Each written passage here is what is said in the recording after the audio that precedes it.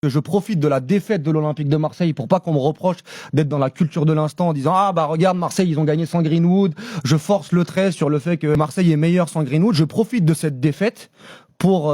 en parler ce soir en me disant véritablement que même si Greenwood va peut-être qualifier l'Olympique de Marseille en Ligue des Champions sur la fin de saison, hein, parce qu'il va revenir et Marseille en aura besoin dans les petits matchs contre Metz, contre Nantes, contre Le Havre, je pense qu'il y a un état des lieux à faire à la fin de saison et que cette équipe de l'OM sera bien meilleure sans lui, et c'est pas la première fois que je me le dis, et je me le suis encore dit hier. La même chose j'ai un dernier point sur le côté fédérateur. Moi, je pense que personne ne peut piffrer Greenwood dans cette équipe, hormis un ou deux éléments, et que quand ton leader d'attaque est un joueur qui est dans la désinvolture, qui est très talentueux, mais qui n'arrive pas à fédérer autour, je pense que c'est un problème aujourd'hui dans le football, et que sur les prochaines années, s'il part en tout cas, je pense que ça sera au final une bonne chose.